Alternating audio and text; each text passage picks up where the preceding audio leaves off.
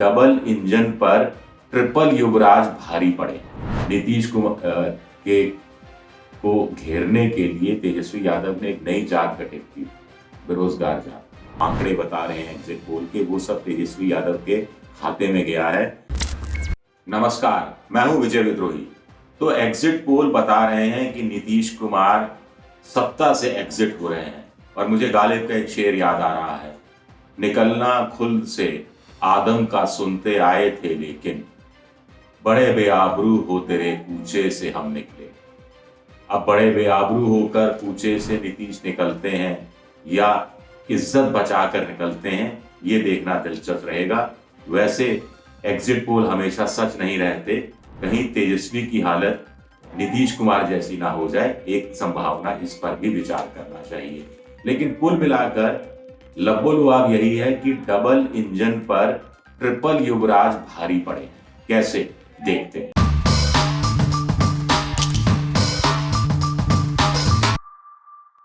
आपको याद होगा प्रधानमंत्री ने एक जनसभा में कहा था कि डबल इंजन के जरिए विकास ज्यादा होगा।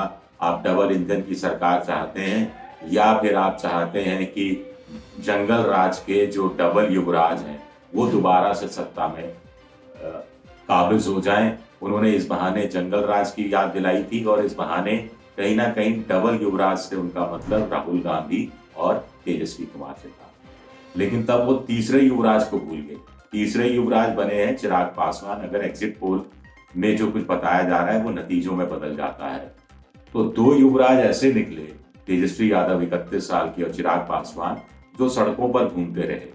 एक युवराज ने तो, तेजस्वी यादव ने तो 251 रैलियां की, एक दिन में 21 रैलियां की कुछ, और चिराग पासवान की भी रैलियों की संख्या बहुत ज्यादा रही, करीब 100 से ज्यादा रैलियां चिराग पासवान ने की। और इस युवराज ने खुद को होम कर दिया ताकि नीतीश कुमार का जो सियासी घर है जो भस्म हो सके।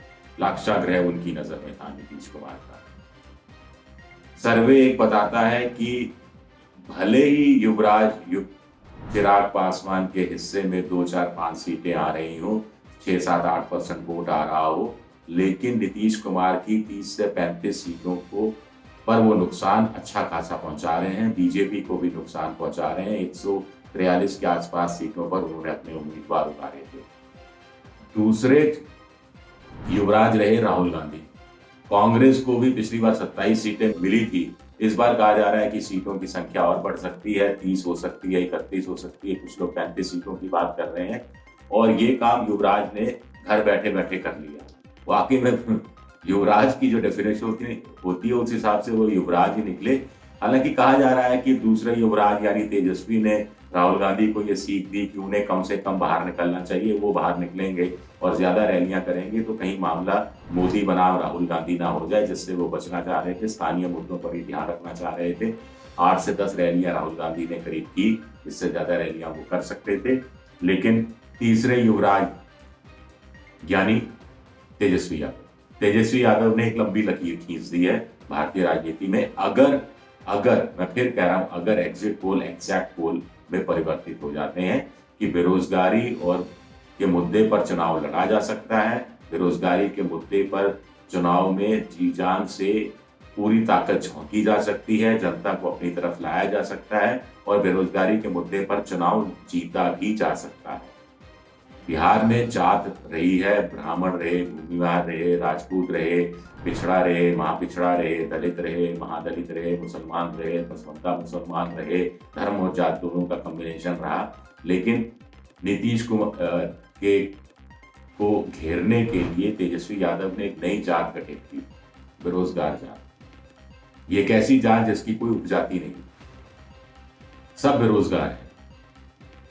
पिछड़ा बेरोजगार, महापिछड़ा बेरोजगार, महादलित बेरोजगार, ब्राह्मण बेरोजगार, भूमियार बेरोजगार नहीं, ये सब हटा दीजिए जातियां। बेरोजगार मतलब बेरोजगार।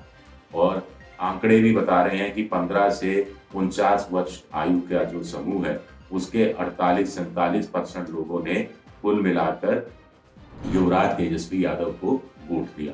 महिलाओं ने वोट दिया, 47% महिलाओं 43% महिलाओं ने दिया, 48% मजदूरों ने दिया, प्रवासी मजदूरों ने दिया, किसानों ने बड़ी संख्या में वोट दिया। तो ऐसी स्थिति में फिर नीतीश कुमार कैसे जीतते? फिर नीतीश कुमार जीतते भी क्यों?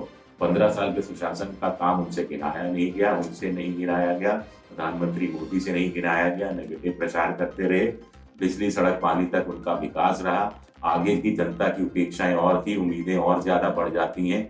आप कच्ची सड़क बना को पक्का कर दो और रूढ़ी डाल के तो कहते हैं कोलतार की सड़क होनी चाहिए, कोलतार की सड़क कर दो डामर की तो कहते हैं कि सीमेंट की सड़क होनी चाहिए। तो जनता की उम्मीदें भी बढ़ती हैं, जैसा आप भी अपनी उम्मीदें बढ़ाते चले जाते हैं। तो नीतीश कुमार को लगा कि जितना विकास कर दिया उतना विकास बहुत है, उस आधार पर चुनाव जीत जाएंगे। मोदी जी को लगा कि उज्ज्वला दे दी, गैस सिलेंडर दे दिया तो जीत जाएंगे। वही आपने पिछली बार 2019 के लोकसभा चुनाव में भी इसके मद पर वोट मांग लिया था और जनता ने वोट दे दिया था।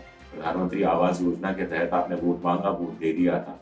शौचालय घर घर बनाए, 12,000 के आसपास दिए, तो उस पे उसके आधार पर लोगों ने वोट दे दिया था। तो लोग उससे ज्यादा चाहते हैं, जो कि डिमांडिंग हो गया वोटर, जैसा कि नेता भी वादे करके वादे गिनाने में और वायदों को जिन्होंने वायदे का फायदा उठाया उनको उनकी कतार खड़ी करने में, गिनाने में माहिर है, वैसे वोटर भी माहिर होता जा रहा है।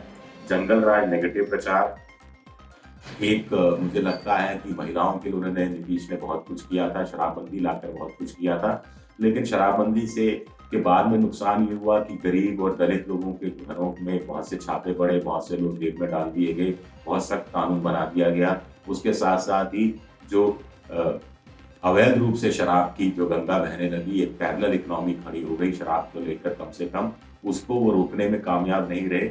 उधर राजस्व का लगातार नुकसान होता रहा। अगर नीतीश एक बहुत बड़े नेता होते, अगर एक स्टेट्समैन की तरह काम करते, तो वो महिलाओं को समझा सकते थे कि मैं सीमित मात्रा में शराबबंदी खत्म कर रहा हूँ।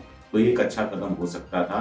मुझे लगता है कि वहाँ कहीं ना कहीं चूक गए। इससे इकोनॉमिक में भी चीजें, बहुत सारी चीजें सुधरती। बेरोजगारी का आलम ये था कि नीतीश कहते रहे कि पैसा कहाँ से लाएंगे तेजस्वी, हमारे पास तो इतना पैसा ही नहीं है। दूसरी तरफ खुद कहते रहे कि भाई 80,000 नौकरियों के लिए तो उन्होंने पोस्ट एडवर्टाइज कर दी है। ये बात तब हुई जब तेजस्वी ने 10 लाख नौकरियों का वादा किया। तो कुल मिलाकर एक फैटिग फैक्टर भी बहुत रहा। 15 साल जंगल राज की, पहले जंगल राज था, एक बड़ा वर्ग था जो जिसने जंगल राज देखा ही नहीं था। 15 साल से वो नीतीश के शासन को ही देख रहा था। एक नए लड़के को वो मौका देना चाहते थे।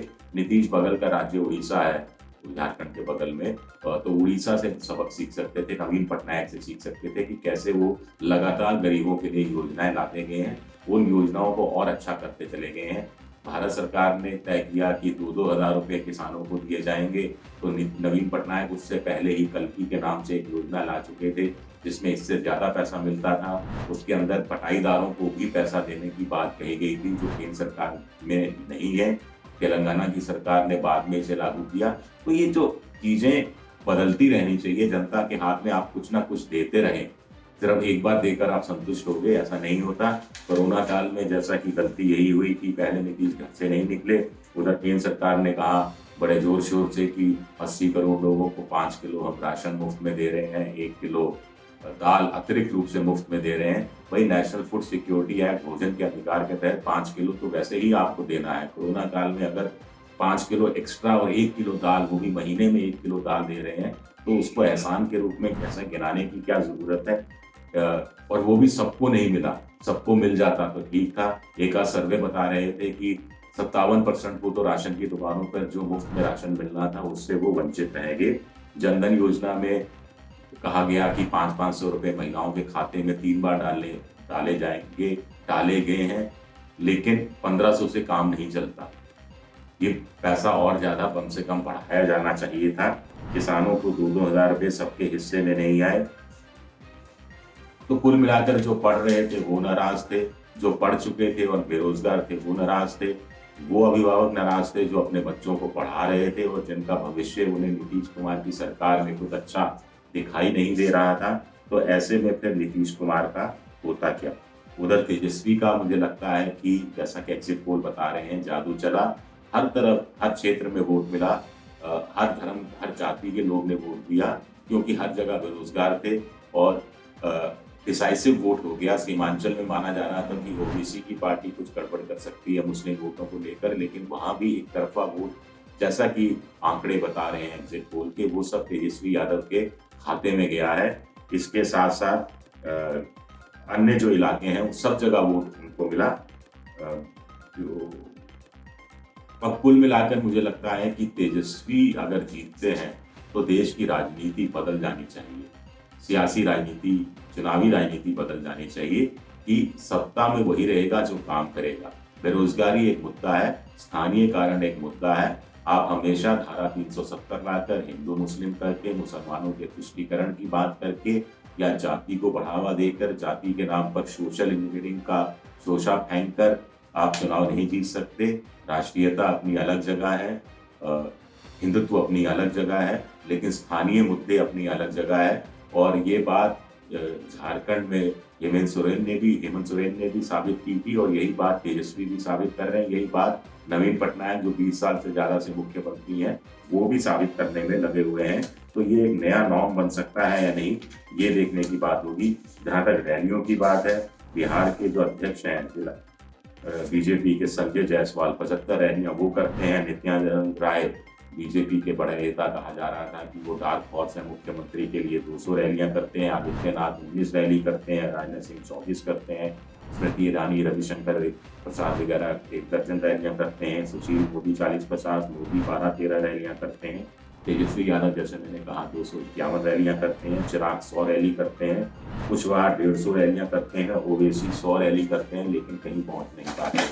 अब तेजस्वी अगर मुख्यमंत्री बनते हैं जैसा कि एग्जिट पोल बता रहे हैं, तो उनके आगे बहुत बड़ी चुनौतियां रहने वाली हैं। मंत्रिमंडल के गठन से लेकर मंत्रिमंडल की पहली बैठक जिसमें सैंक्शन करने हैं कि 10 लाख लोगों को नौकरी दी जाएगी। हालांकि ये स्पैन 5 साल का है, लेकिन फिर भी उसके लिए पैसे की व्यवस्था करना एक बहुत बड़ा चैलेंज होगा और नौकरशाही को अपने साथ लेकर चलना एक बहुत बड़ा चैलेंज होगा। लालू जेल में है, 17 या 19 नवंबर को शायद उनकी जमानत अर्जी पर सुनवाई है और कुल मिला के 10 तारीख को जो अंतिम नतीजे आएंगे उससे पता लगेगा कि एग्जिट पोल कितने एग्जैक्ट रखे हैं। लेकिन ट्रेंड यही बता रहा है कि महागठबंधन की सरकार बिहार में बन रही है और तेजस्वी उसके मुख्यमंत्री होने वाले हैं। शुक्रिया। एबीपी न्यूज आपको रखे आगे।